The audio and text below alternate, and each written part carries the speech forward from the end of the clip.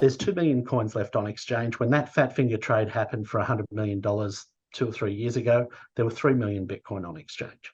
So the less Bitcoin on exchange, the harder that thing's going to pump. Mm-hmm. Secondly, the market, for the ETFs, the 20 ETFs that are yet to gain approval, those asset managers across the 20 of them look after nearly $50 trillion in funds under management. Now, if we were to assume 1% to 2% is to go into it, we're going to see roughly $1 trillion try to enter a market where there's only 2 million coins on exchange. Now, if every one of those coins is for sale, that's going to give you a price of upwards of over $1 million. I think it's $2.5 million a coin. But those 2 million coins aren't for sale on the exchange. And the other thing is that ETF money represents institutional money and retail money from financial advisors. Need to understand how that money operates and works in the long term is really critical to understanding how that's going to affect the long-term price of Bitcoin. That money is really sticky. It's stable money. It's not hot money like hedge fund money that's going to come in and out of trades and try and ramp the market up and down and the rest of it. It's like a fire hose pointed at a wall that's just locked in place. It's going to be a flow of money that's coming into the Bitcoin market day in, day out, because a lot of it's going to be pension money and a lot of it's going to be investment advisors trying to get their clients into that. Now, assuming it's 5%, that's going to be roughly $2.5 trillion worth of assets that have got to find a home in a $500 billion market cap. Now, assuming even a 50x multiple on that, we're going to have a market cap of over $50 trillion for Bitcoin. That's 100x from where we are now. Okay. Where does portfolio rebalancing come into the mix? Because presumably what could happen is, if that did happen, like it ran as hard as you say, there are going to be people who are going to say, let's trim our position, because now suddenly it represents, 10% of my portfolio or 15%. If they're smart, the advisors will just let it run. That's what they should do, because they're only putting in 5% of the net assets, maybe 10% tops. And if that runs and goes vertical, you can play around and you can have a potential risk with maybe 5% of your portfolio to allocate, or maybe even 10% to risky assets. You look at alternative assets, and I might take a step back here. If you look at the future fund, nearly 20 to 30% of that entire future fund was allocated to alternatives, private equity, and all sorts of risky investments. And you look at that and you put that into contrast to an investment advisor's portfolio, all of a sudden they can put 10% of their clients' money into Bitcoin. And they've got approval from Larry Fink earlier, who said it's a flight to quality. So all of a sudden, that whole rebalancing thing is, potentially a non-starter.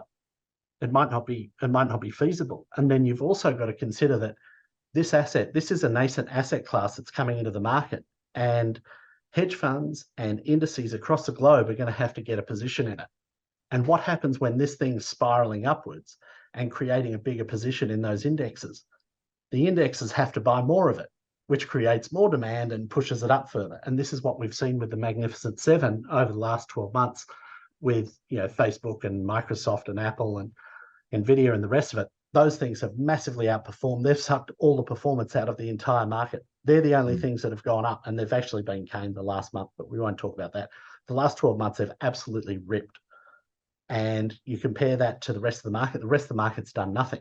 So I look at this and I think, what happens when indexes all across the globe have to have an allocation of Bitcoin because this is the new asset class and there's so little of it?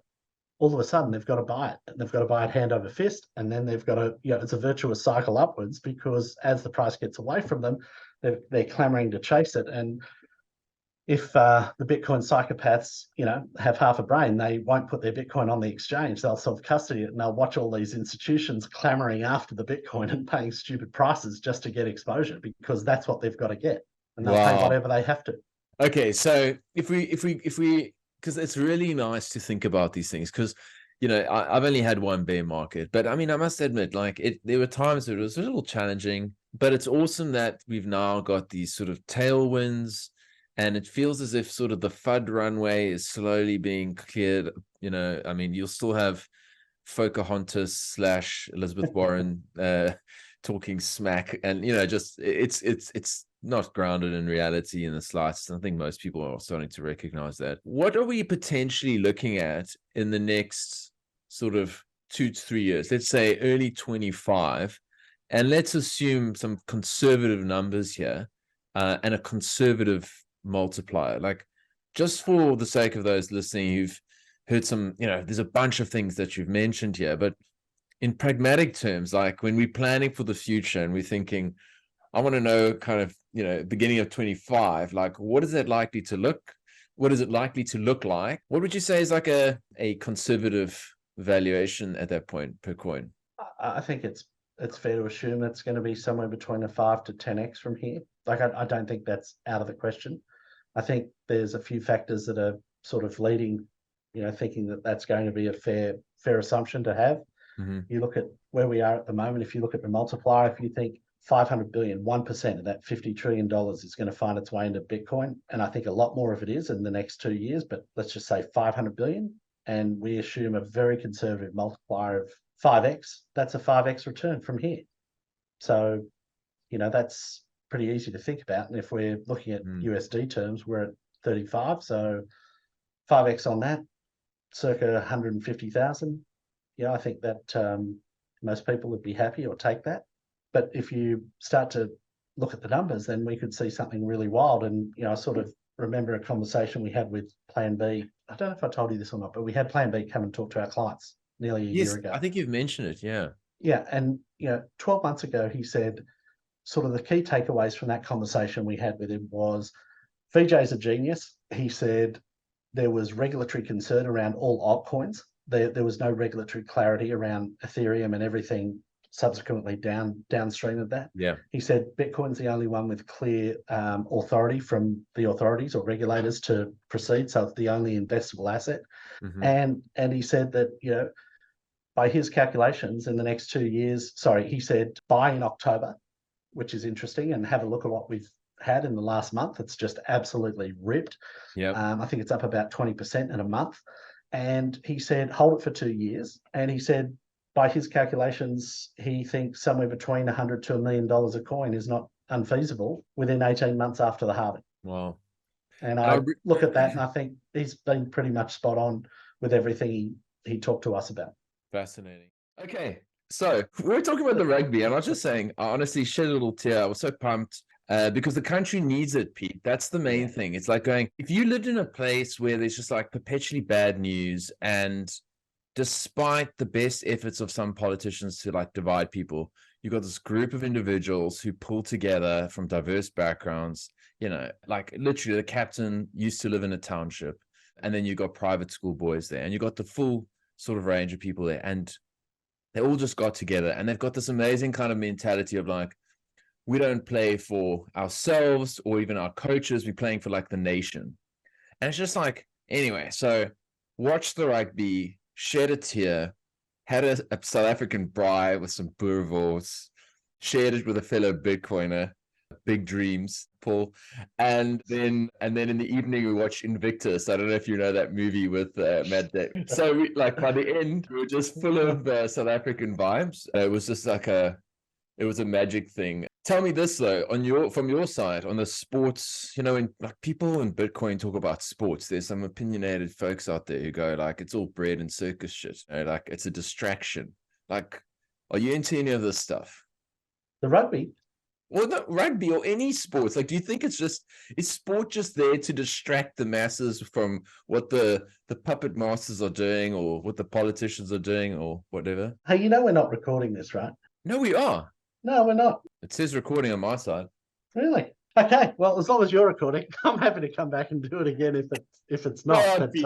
I hope to hell. There's going to be some editing work here for my man. Yeah. No, I think the bread and circuses are important because if there's no bread and circuses, then there's war. And this is what we're seeing at the moment.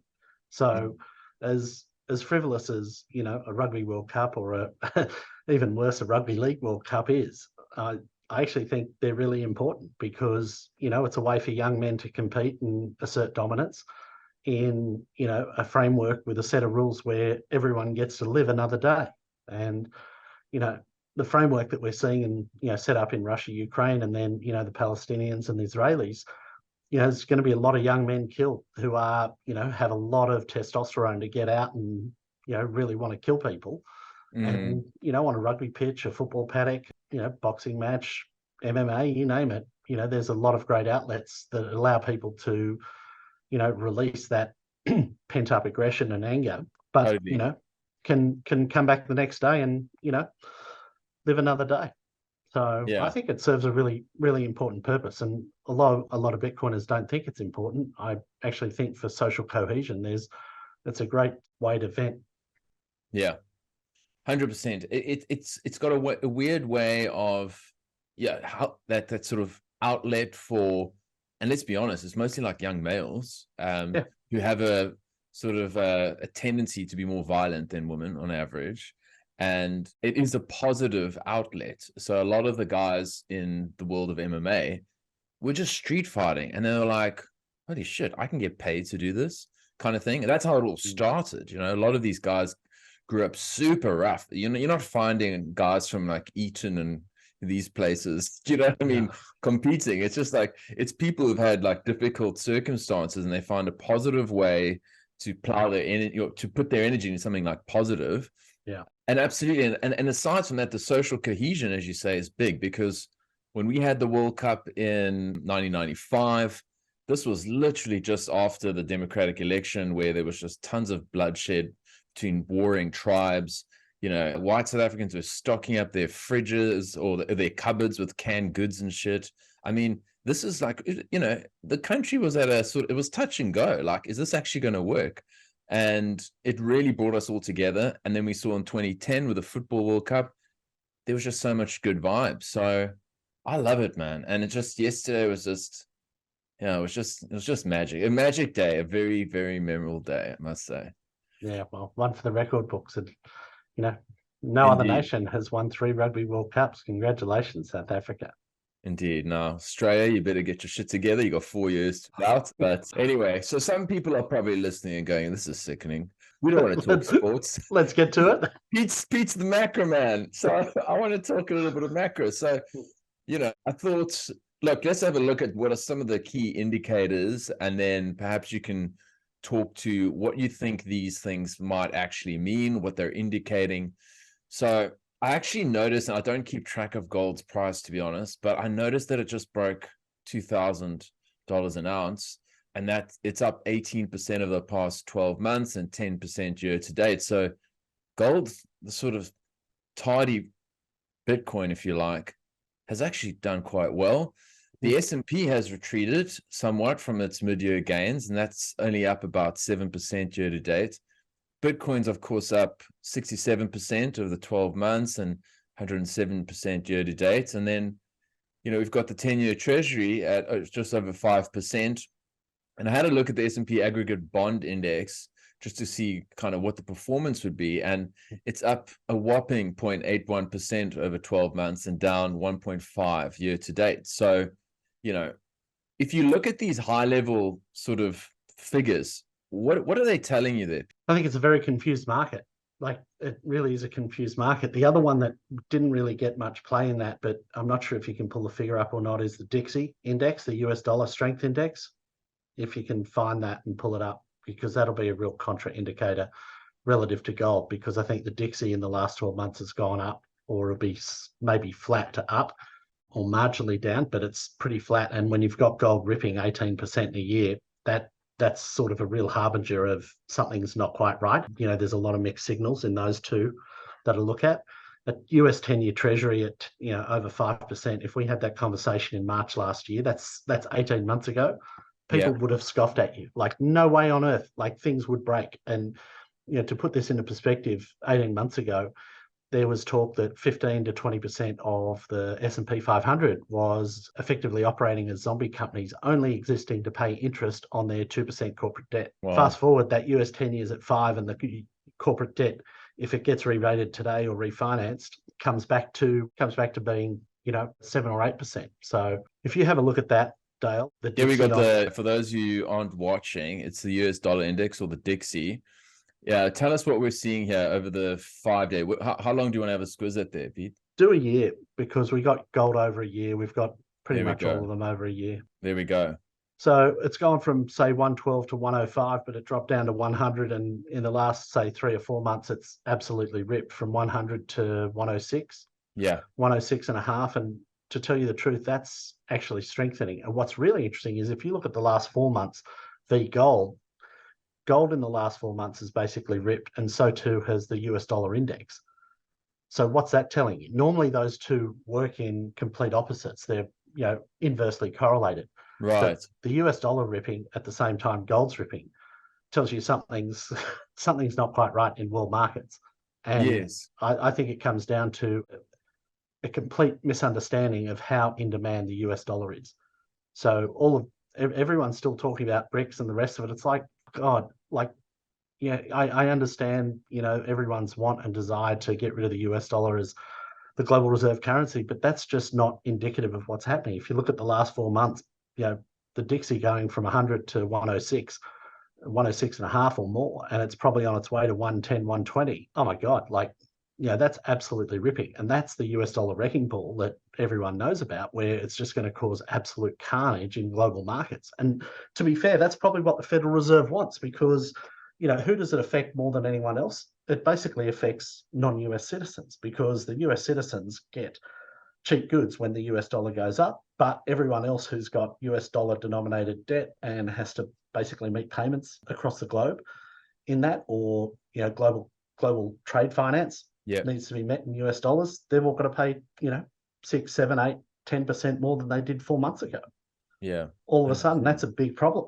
And then, okay, so you've got that situation where sort of gold and the Dixie are doing something that's somewhat of an anomaly, where they would typically move it sort of in opposite directions.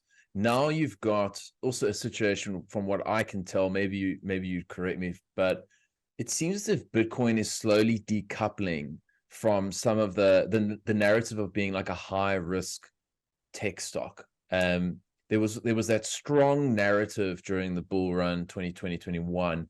I wonder if that's, with Larry Fink having recently said there was this flight to quality, and that's partially why he saw Bitcoin rip. Is that happening in your mind, that there is now this decoupling, and it's finally going to be looked at as something perhaps that's less risky? I think that is the case, and I think it's just a number of factors converging to be convenient at the time. And this is where Larry Fink saying Bitcoin's a flight to quality is a huge signal in the finance world. That lets every investment advisor off the hook as far as advising on it. And the big thing about that is, and I might sort of go back and sort of put this into historical context, most financial advisors, investment advisors, are typically setting a portfolio up for a 5 to 10 year outlook. When you're looking and investing in stocks, you need to look for the long term. It's really hard trying to pick short term trends, and you really want to pick long term cycles that you think are going to outperform over a 5 to 10 year period, because it's a much better way of investing. You get chopped in and out of trades left, right, and center when you're on much shorter time frames, and you're really at the whim of the market, the traders. You basically get chewed up and spat out on the shorter time frames. The only way to outperform is to have a much longer time frame for this. The volatility we've seen in the markets, both up and down, and the chaos that we're seeing in the treasuries market, mean that it's very difficult for investment advisors to take a long-term time frame because of the volatility. The volatility means it's very expensive to price what's going to happen into the future. And it's very difficult, and this is something we've struggled with, is setting portfolios. For the last 2 years, we've really struggled to set direction for the portfolio that we think is going to outperform on a 5 to 10 year basis, because the volatility has been there and there's really been no clear direction. We've had mixed messaging from the markets. We've had rates ripping through the roof. We've had the treasury market still trying to do what they can to appease everyone globally as far as liquidity goes. Those two are literally the akin to slamming on the accelerator while jamming your foot on the brake. Mixed messages. We can't get a clear direction as to what's happening. And then when you put Bitcoin into the context of what Larry Fink just said, Larry Fink literally is responsible for the ESG movement being incorporated globally across the world markets and ingratiated into all corporate life. This guy is so meaningful when it comes to moving markets. He has just literally anointed Bitcoin as a flight to quality. And this is at a moment in time that needs to be put into perspective.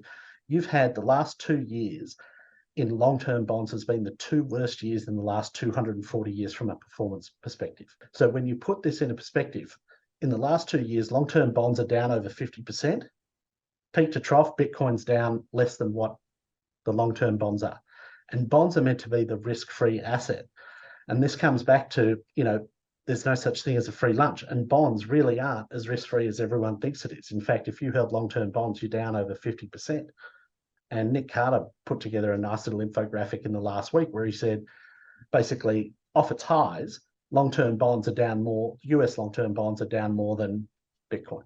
Wow. That seems crazy. And then when you couple that in context of, the kingmaker in Larry Fink anointing Bitcoin as a flight to quality, all of a sudden we have investment advisors off the leash to, I thought they'd be putting allocations of 1% to 2% in for their clients. But if Larry Fink anoints it as a flight to quality, they could have 5, 10, 15% of their entire client's portfolio invested in Bitcoin. That's a very different proposition for 1% to 2% as a bit of a hedge. 100%. And it's just amazing how rapidly the narrative has shifted. And I haven't been in the space for long enough to endure the endless FUD that's been thrown at it over the years. But, it was very clear in 2020 and 21, the ESG was probably one of the bigger concerns that were raised. Just on the regular, I would be coming, across articles, it boils the oceans, it consumes more energy than this country, and slowly but surely those articles are reducing in number. We did see some pretty bad reporting out of the Wall Street Journal recently about what percentage of Hamas is being funded by crypto and all that, and just like apparently I don't know all the details, but when they looked in, it was very rudimentary, pathetic analysis. And so you're kind of thinking to yourself, okay, we've got potentially a little bit of a decoupling happening here. We've got the biggest fund manager on earth effectively sort of rubber stamping Bitcoin. We know that there's an ETF that is almost certainly going to be approved within the next 6 to 12 months. Sort of the conditions are looking really good from, I guess, a Bitcoin price perspective.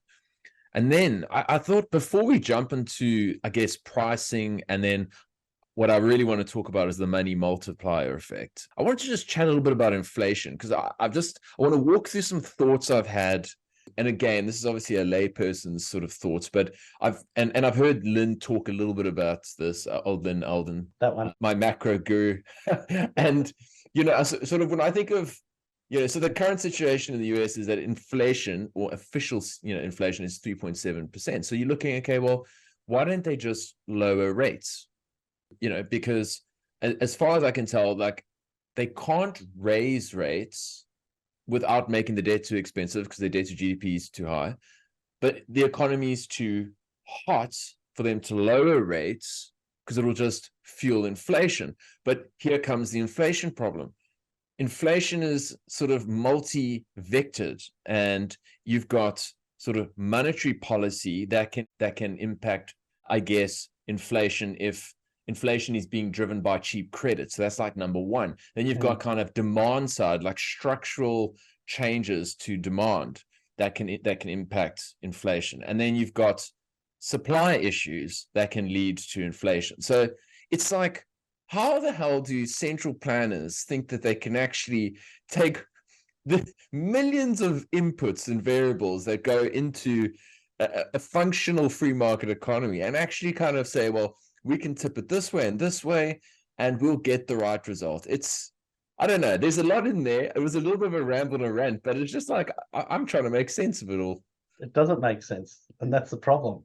You look like a lunatic trying to make sense of this thing that's nonsensical. Don't bother. Even as someone who looks at markets all day, every day, I've given up. I'm like, you know what? They're not even trying. Like, the numbers they put together are just, that old joke about the accountant, what's 1 + 1? If they're any good, what do you want it to be? Yeah.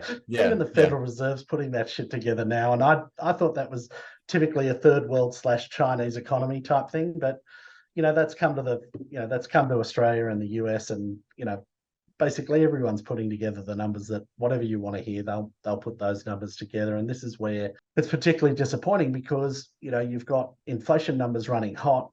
These, central bankers, they're really smart. They've got so many levers we don't even know about. And, they just talk about the ones they want us to know about. And then they'll, pull a Swifty. And it's like trying to beat the casino at the roulette table. They've got so many tricks up their sleeve. We don't even know what they've got. So, I mean, the point of us debating it and trying to figure out how do we get an edge on them? It's like trying to beat the bank at the casino. No chance. You can't do it. And I sort of sound a little bit despondent thinking about that. But the other thing with this is that there are so many other variables with this whole inflation number. The Federal Reserve, the Reserve Bank of Australia, is literally turning up to a gunfight with a knife, or maybe even a potato shooter. Like, there are so many variables. It's like pew pew pew pew. It's just not working. And the funny thing that on these inflation numbers that I don't really hear about, and I don't hear about it in the US, I don't hear about it in Australia, but we've got, we're trying to get inflation under control, and no one's talking about 1.5 million people coming into the country in the next 2 to 3 years. I'm like, we've got a population of 25 million, and we're importing 1.5 million workers into our country. And what do you think is going to happen to goods and services? They have to go up because we've got roughly 10% of the population buying more oil, more gas, more wheat, more dairy, more meat, more everything. And it's like, well, it's so disingenuous for the Reserve Bank and maybe of Australia. This is maybe some pushback, from our new governor to say, well, why am I putting interest rates up when you're cramming, immigration down our throat?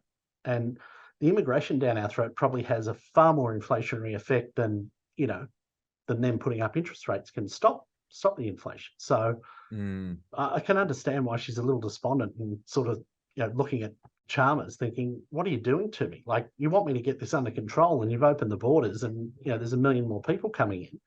That's a far greater inflationary effect than putting up the interest rates to dull that inflation. So yes, it's not going to solve the problem, but what it's going to do is cause an immense amount of pain, and it's going to put a lot of people out in the streets. It's going to force a lot of people into mortgagee sales that just can't afford to live there. They're going to have to go and rent. Rents are going to go up. Cost of living is going to go up. It's we're in sort of a vicious cycle at the moment that's going to create a whole host of social problems in the next couple of years if we keep going the way we're going, and there's no end in sight for it. What's the motivation for importing so many people like me? Economic growth? Yeah, economic growth. At the cost of living. Yeah. That's fundamentally the trade-off. Like, you look at all of the infrastructure assets that are, kind of priced like bonds, and we used to use those in portfolios as a bond proxy because they kind of acted like a bond. You'd have pretty set income streams from them, but you'd have a real world asset attached to it that would go up in value. But now you've got the cost of, capital has gone up dramatically. All of a sudden the yields on those come down. But, like, if you look at the most simplest of, say, infrastructure assets would be a highway with a toll road on it. If you increase the population by 10%, ideally you get 10% more tolls. Yeah. So, that asset goes up in value because there's more throughput, and that goes with any part of the economy because there's more people, more purchasing, the rest of it. And we're kind of fudging our GDP numbers by, importing people to bolster those numbers. But if you look at the efficiency per person, it'd probably be a lot less than what it was. Wow. Yeah, it sounds like it's quite a dire picture. But then when you want to compare that to, the UK, which is in double-digit inflation, and then I guess a similar but different scenarios playing out in the US, where those who bought in 2020, 21 at the rock bottom interest rates, they're not going to move. And so now you've got this weird situation where inflation has run hot, like wage growth has kind of remained really stagnant. People are struggling with, people are not able to actually buy new homes because in the States now rates are nearing 8%. I can't remember. It's the highest number in how many years? Like, it's a couple decades or something like that. I would have thought it'd be close to 15. Yeah. And, it seems as if like there's almost this inevitability, at least here in Australia, about how this all plays out. But I mean, is it not the case maybe that Australia is kind of the cleanest shirt of the dirty laundry? Like, I'm not looking at Europe and going, well, that's a rosy picture. So I know. I wouldn't want to be there. Where do you want to be? Like, I've got a sister in New Zealand, and it's like, it's hell there in terms of the, cost of living is really bad. And then housing is obscenely expensive. And, you know, half of the millionaires living in China seem to have bought in Auckland. So it's like, you know, yeah, anyway, I'm just kind of rambling on again about the cost of living, but it just seems as if this is almost like some sort of broad theme that's going to play kind of writ large across the developed world. And you can imagine emerging markets are probably even worse affected, but in different ways. Yeah, I definitely wouldn't. I think it's a great point you raise about Europe. I definitely wouldn't want to be in Europe. Europe is, basically self-immolating there. That's, they've ruined their energy policy. Here's a little known fact that 5 years ago, maybe 6 or 7, they were a net exporter of gas. Wow, the whole of Europe. Continental Europe, not Russia, continental Europe. Let that sink in for a second. And their energy policy said, we don't want this fracking. We don't want this dirty gas here. We'll buy it from the Russians. And then, probably the US blew up the pipeline, and all of a sudden they've got no energy. They've turned their nuclear off and they're relying on wind and solar. And, it's costing them a fortune. And this is going to be particularly unpalatable for a lot of people to listen to, but you go and check your numbers here. But the problem that Germany faces is that they've spent nearly 500 billion on building out their solar network, electricity grid, and they've built it out to 130% of grid capacity. So by default, the solar capacity of their grid should be enough for all of Germany to consume green energy. But if you look at the consumed energy versus the producible energy of what the figures say, only 6% of consumed energy in Germany was from solar. Unreal. So they've spent $500 billion on solar farms to produce 6% of their consumed energy. At the same time, they're turning off their nuclear. Now, why am I bringing this up? It's kind of a contentious point, but energy is the base cost of everything. The cost of energy is in everything.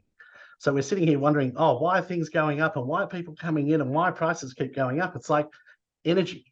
And this is this green revolution that we're paying for in the West that China and India are laughing at us about, because they're just building coal-fired power plants and they're delivering 5 to 6 cents, maybe 7 cents per kilowatt hour, and we're paying 20, 30 cents per kilowatt hour. Germany's up to 30 cents. It's like you can't run an industry with 30 cents per kilowatt hour energy.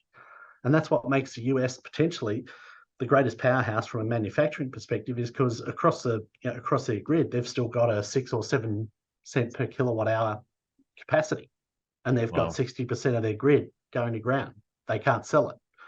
And this is the whole argument about Bitcoin miners coming in and monetizing that. But, it's crazy.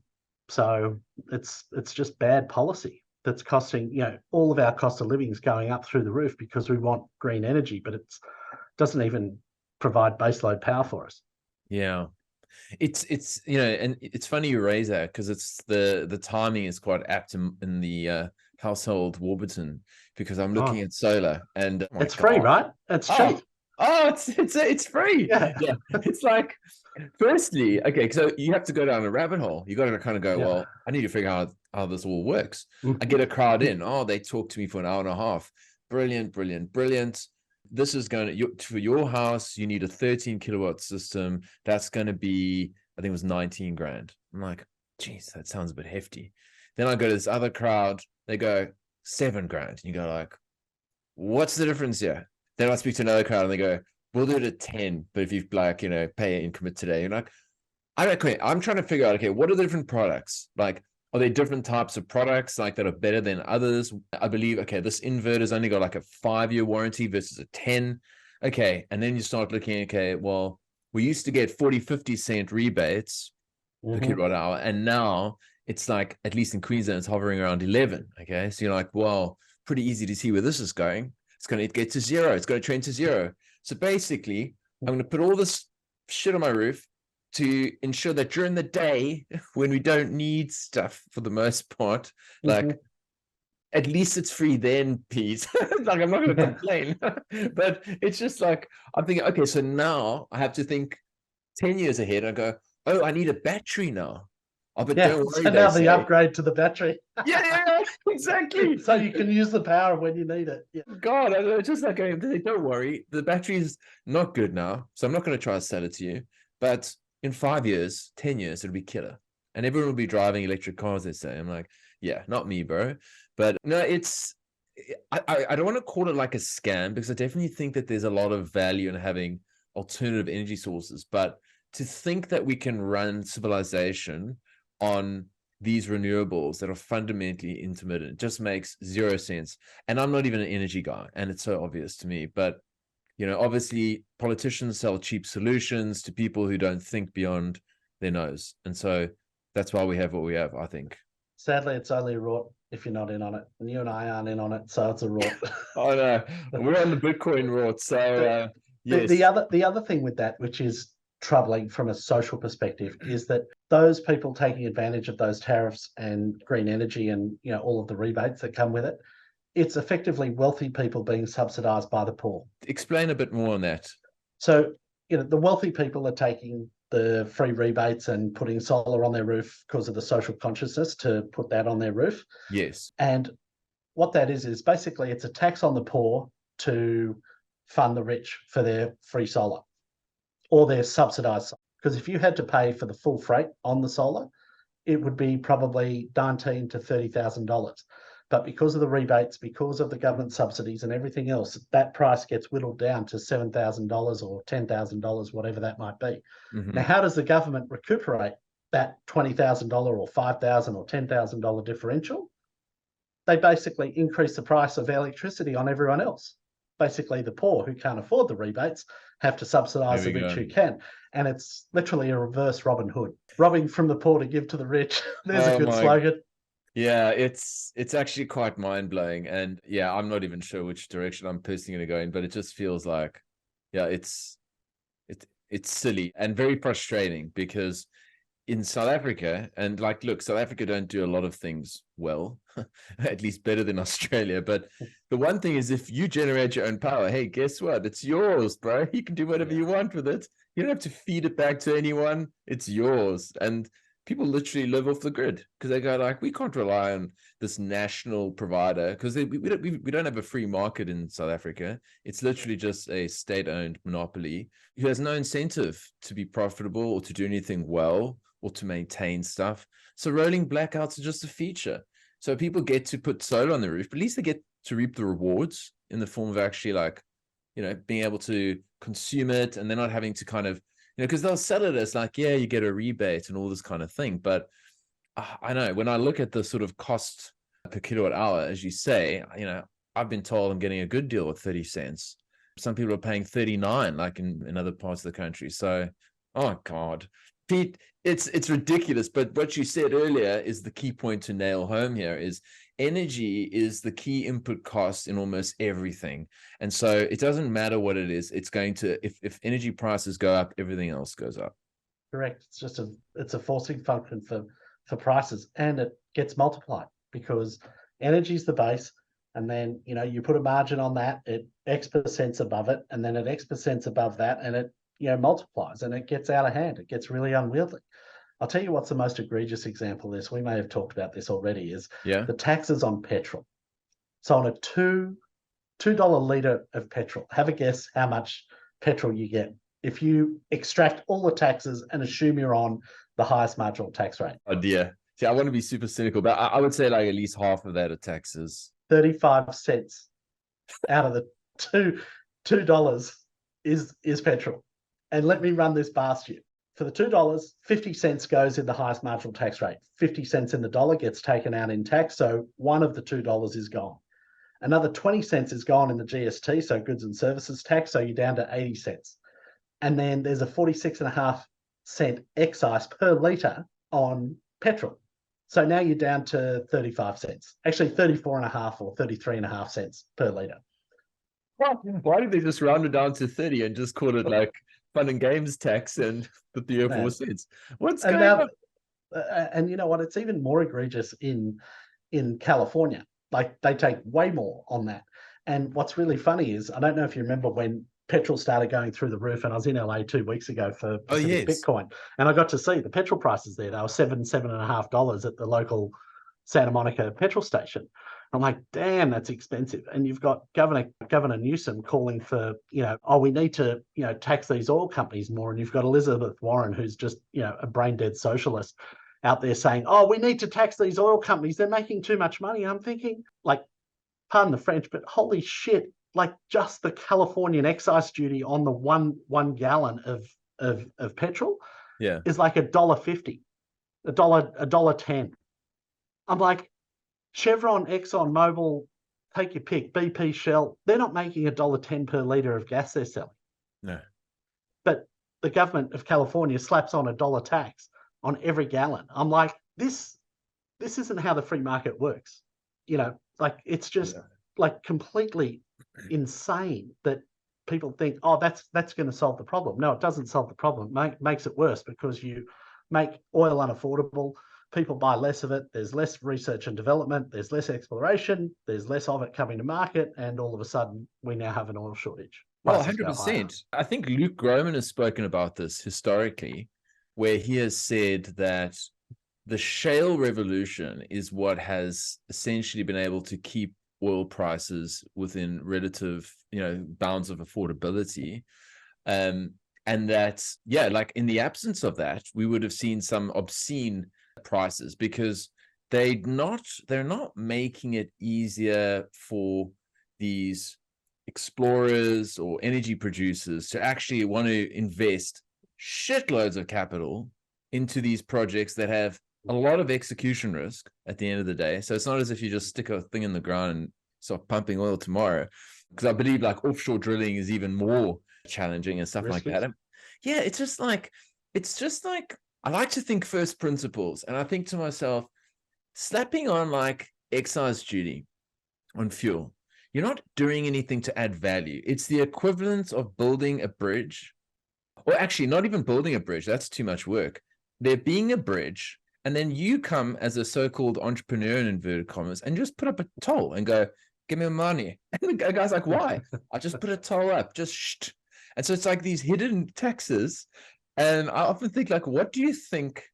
Like, if you were talking, like, let's imagine someone's making 500K per annum here in Australia, which would be a very good salary. Like, what do you think after all taxes? Because, I mean, people can go and look at the income tax, but if you take into account all these other things, like, where do you think what would you say people's, like, sort of average tax rate would be if you're, like, at that sort of upper end? 60 to 70% at least.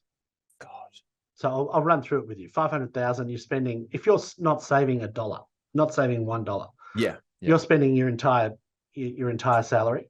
You're going to be losing half of it, 250,000, roughly, give or take, in income tax. Call it 200, and then you've got 300,000 to spend. You're going to have at least 10% of that is GST, and then there are going to be a whole host of other hidden sales taxes or excise duties, or if you like drinking, well, there's a 30 or 40% tax on that. If you like smoking, there's a 120% levy on that.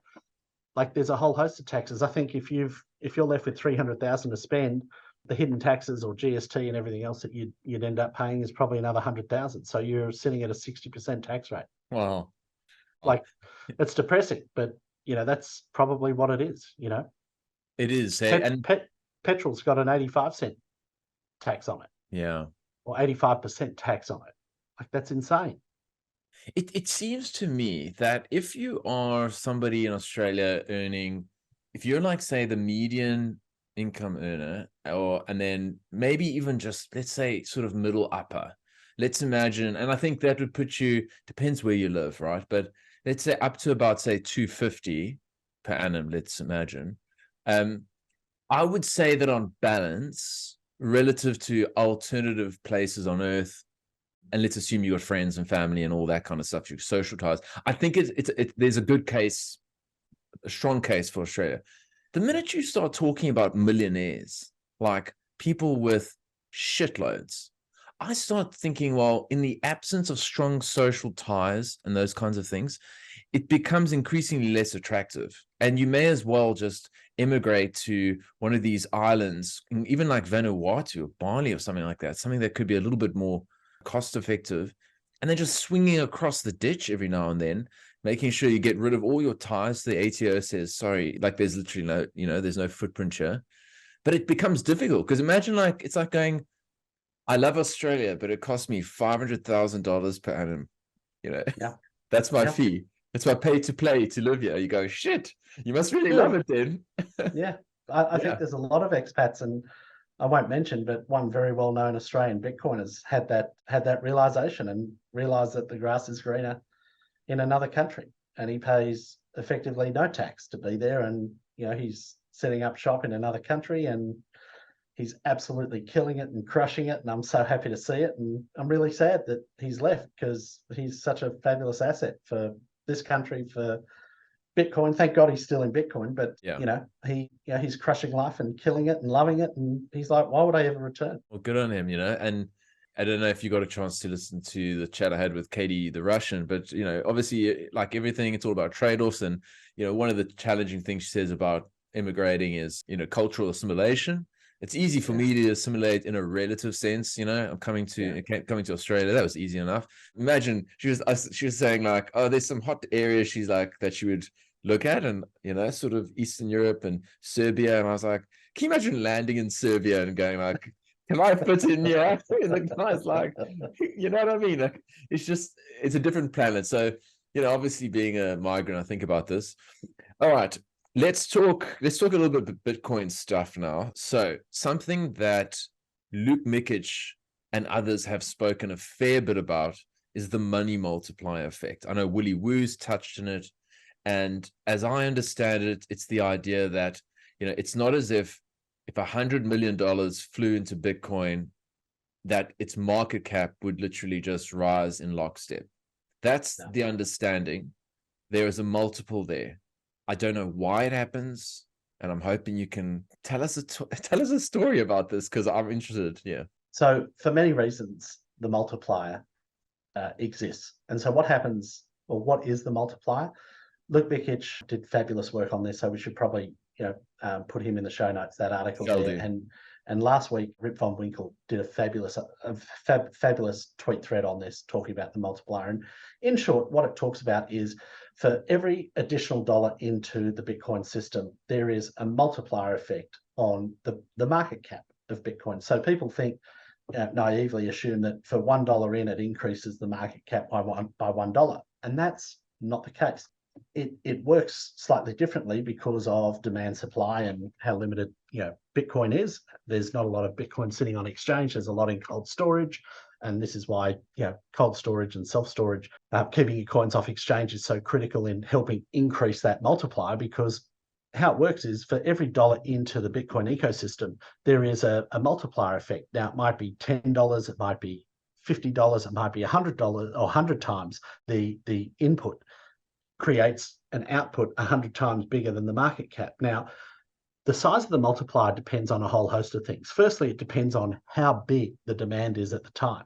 So the greater the demand at the point in time, the greater the multiplier is going to be. And an example of this, and I'm just going off very vague numbers, so no one quote me on this, but to give you a rough idea, an example on this, I think it was around April 2020 or 2021, there was a fat finger trade of about $100 million that just someone aped in, and you had $100 million of demand go into the market in one go. And it led to a $40 billion increase in the market cap in the space of 10 minutes.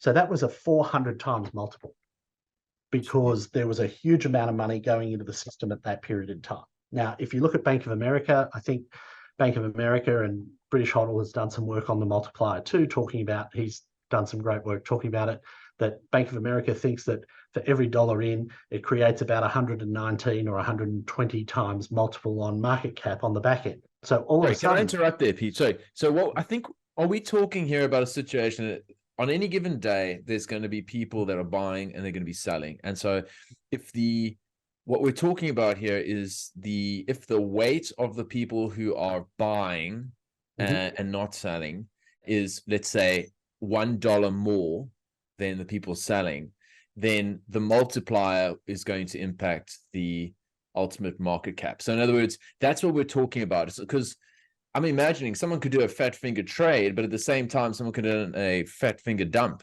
They can. Whoops, sorry. Yeah. And it works both ways. So, and this is where it's really important to understand the multiplier in the context of what's coming in the next 2 years. And this is where the ETF money is really critical to understand and think about, that we talked about earlier, because the effect of ETF money on the multiplier, I think, is going to have a far greater outsized impact to the upside than we can possibly imagine. And I'll just run through a couple of reasons for that. Firstly, there's 2 million coins left on exchange. When that fat finger trade happened for $100 million 2 or 3 years ago, there were 3 million Bitcoin on exchange. So the less Bitcoin on exchange, the harder that thing's going to pump. Mm-hmm. Secondly, the market, for the ETFs, the 20 ETFs that are yet to gain approval, those asset managers across the 20 of them look after nearly $50 trillion in funds under management. Now, if we were to assume 1% to 2% is to go into it, we're going to see roughly $1 trillion try to enter a market where there's only 2 million coins on exchange. Now, if every one of those coins is for sale, that's going to give you a price of upwards of over $1 million. I think it's $2.5 million a coin. But those 2 million coins aren't for sale on the exchange. And the other thing is that ETF money represents institutional money and retail money from financial advisors. Need to understand how that money operates and works in the long term is really critical to understanding how that's going to affect the long-term price of Bitcoin. That money is really sticky. It's stable money. It's not hot money like hedge fund money that's going to come in and out of trades and try and ramp the market up and down and the rest of it. It's like a fire hose pointed at a wall that's just locked in place. It's going to be a flow of money that's coming into the Bitcoin market day in, day out, because a lot of it's going to be pension money and a lot of it's going to be investment advisors trying to get their clients into that. Now, assuming it's 5%, that's going to be roughly $2.5 trillion worth of assets that have got to find a home in a $500 billion market cap. Now, assuming even a 50x multiple on that, we're going to have a market cap of over $50 trillion for Bitcoin. That's 100x from where we are now. Okay.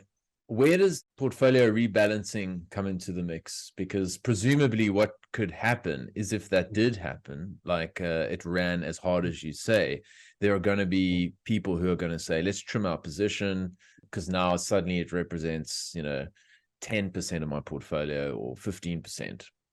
If they're smart, the advisors will just let it run. That's what they should do, because they're only putting in 5% of the net assets, maybe 10% tops.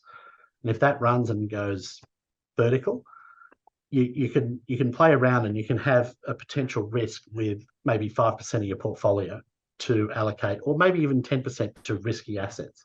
You look at alternative assets, and I might take a step back here. If you look at the future fund, nearly 20 to 30% of that entire future fund was allocated to alternatives, private equity, and all sorts of risky investments. And you look at that and you put that into contrast to an investment advisor's portfolio, all of a sudden they can put 10% of their clients' money into Bitcoin. And they've got approval from Larry Fink earlier, who said it's a flight to quality. So all of a sudden, that whole rebalancing thing is, potentially a non-starter. It might not be feasible. And then you've also got to consider that this is a nascent asset class that's coming into the market, and hedge funds and indices across the globe are going to have to get a position in it. And what happens when this thing's spiraling upwards and creating a bigger position in those indexes? The indexes have to buy more of it, which creates more demand and pushes it up further. And this is what we've seen with the Magnificent Seven over the last 12 months with, Facebook and Microsoft and Apple and Nvidia and the rest of it. Those things have massively outperformed. They've sucked all the performance out of the entire market. They're the only things that have gone up, and they've actually been caned the last month, but we won't talk about that. The last 12 months, they've absolutely ripped. And you compare that to the rest of the market's done nothing. So I look at this and I think, what happens when indexes all across the globe have to have an allocation of Bitcoin because this is the new asset class and there's so little of it? All of a sudden, they've got to buy it. They've got to buy it hand over fist, and then they've got to, it's a virtuous cycle upwards, because as the price gets away from them, they're clamoring to chase it. And if the Bitcoin psychopaths, have half a brain, they won't put their Bitcoin on the exchange. They'll self-custody it, and they'll watch all these institutions clamoring after the Bitcoin and paying stupid prices just to get exposure, because that's what they've got to get, whatever they have to. Okay, so if we, because it's really nice to think about these things, because I've only had one bear market, but I must admit, there were times where it was a little challenging, but it's awesome that we've now got these sort of tailwinds, and it feels as if sort of the FUD runway is slowly being cleared. You'll still have Pocahontas / Elizabeth Warren talking smack, and just it's not grounded in reality in the slightest. I think most people are starting to recognize that. What are we potentially looking at in the next sort of 2 to 3 years? Let's say early 25, and let's assume some conservative numbers here and a conservative multiplier. Like, just for the sake of those listening who've heard some, there's a bunch of things that you've mentioned here, but in pragmatic terms, like when we're planning for the future and we're thinking, I want to know kind of, beginning of 25, like what is it likely to look? What is it likely to look like? What would you say is like a conservative valuation at that point per coin? I think it's fair to assume it's going to be somewhere between a 5 to 10x from here. Like, I don't think that's out of the question. I think there's a few factors that are sort of leading, thinking that that's going to be a fair assumption to have. Mm-hmm. You look at where we are at the moment. If you look at the multiplier, if you think, 500 billion, 1% of that $50 trillion is going to find its way into Bitcoin. And I think a lot more of it is in the next 2 years, but let's just say 500 billion. And we assume a very conservative multiplier of, 5x, that's a 5x return from here. So, that's pretty easy to think about. And if we're looking at USD terms, we're at 35. So 5x on that, circa 150,000. I think that most people would be happy or take that. But if you start to look at the numbers, then we could see something really wild. And, I sort of remember a conversation we had with Plan B. I don't know if I told you this or not, but we had Plan B come and talk to our clients nearly a year ago. I think you've mentioned it. Yeah. Yeah. And, 12 months ago, he said sort of the key takeaways from that conversation we had with him was VJ's a genius. He said there was regulatory concern around all altcoins. There was no regulatory clarity around Ethereum and everything subsequently downstream of that. Yeah. He said Bitcoin's the only one with clear authority from the authorities or regulators to proceed, so it's the only investable asset. Mm-hmm. And he said that by his calculations in the next 2 years, he said buy in October, which is interesting, and have a look at what we've had in the last month. It's just absolutely ripped. Yeah. I think it's up about 20% in a month. And he said, hold it for 2 years. And he said, by his calculations, he thinks somewhere between $100 to $1 million a coin is not, unfeasible within 18 months after the halving. Wow. And I look at that and I think he's been pretty much spot on with everything he talked to us about. Fascinating. And I suppose the good problem that might be on some people's hands is a tax problem. Because that I hope for many people's sake that does become a problem, because a lot of us, I think, we can talk till the cows come home about hodling forever, I'm never selling, etc. But the reality is, once you stumble into life-changing money that effectively kind of can de-risk the rest of your life and really just set you up for the future, so that you can't really fuck it up. You're actually just on the fast track. Like, there's going to be a temptation to take some cards of the chips off the table, rather, and myself included. And I tend to think, like, when I've spoken with people, I'm going like, listen, $1 million US min is before I take chips off the table, because I know I'll be kicking myself in a decade, and maybe, whereas a decade or maybe 2 decades, but there will be a point where I go, actually, I'm going to now try and claim some profits, but I do know that it's going to present a monster tax burden and a problem, because nothing will upset me more than the ATO going, hey boy, congrats, you took the risk. Give me my money. Give me the money. But like, imagine you say, I took all the risk. I hodled like an absolute psychopath through, hell and high water. And then can I have 40% or 50% of that? You'll be like, my God, man. That's going to break my heart. So, who knows? Maybe it gets reclassified as a currency and there's an amnesty on capital gains tax. Wouldn't that be sweet? Well, absolutely, because that would certainly be a game changer, because the current tax regime and the way it's treated just totally puts me off wanting to sell. It's just too punitive. And I mean, here's a novel and amusing thought for you, which I did try a few years back. I tried to ask the ATO to say that my denominated currency of choice was Bitcoin. So I wanted to claim a tax loss for all of the losses that I'd incurred in Aussie dollar terms relative to Bitcoin. What did they say? I'm sure they were like, Fuck off. Right, boy. Go fuck yourself. Yeah, exactly. Oh, I was like, well, worth a try. So, absolutely. Oh, man. And this is where I'll tell you who wrote, and this has been rolling around my head for the last week since I looked at it, and we should definitely put it in the show notes, because I think as psychopathic as our Bitcoiners are, we do need to live a life, and it's really important to enjoy life as you go, and there's no point dying with, the most Bitcoin and not having lived a life. So there was an article Stacking Hats wrote, which is just continuing to blow my mind. He did an analysis of spending 10% of your stack from 2013 through to today. And in the worst performing time to spend that 10% each year, you ended up with 7 times the fiat than what you started with 10 years ago. I saw that article, but I didn't click, and I feel terrible now. That's bloody genius. Yeah, it is. And, we get so caught up in being so obsessed about increasing that Satoshi each year, because that's the benchmark of, that's the game we're playing. We've got unit of account as Bitcoiners is in Bitcoin, so we want more every year. But you know what, if you spend a bit on, life expenses, it might be an addition to the home, it might be a dog, it might be a holiday for the family, it might be looking after your parents, it might be, there's a million reasons to spend Bitcoin, and you've got to live a good life, be a good person. And if you've lived a good life and spent your Bitcoin and you've still got some at the end of the day, it's as long as you can sleep at night and you think it's worth it, you do you. You do you.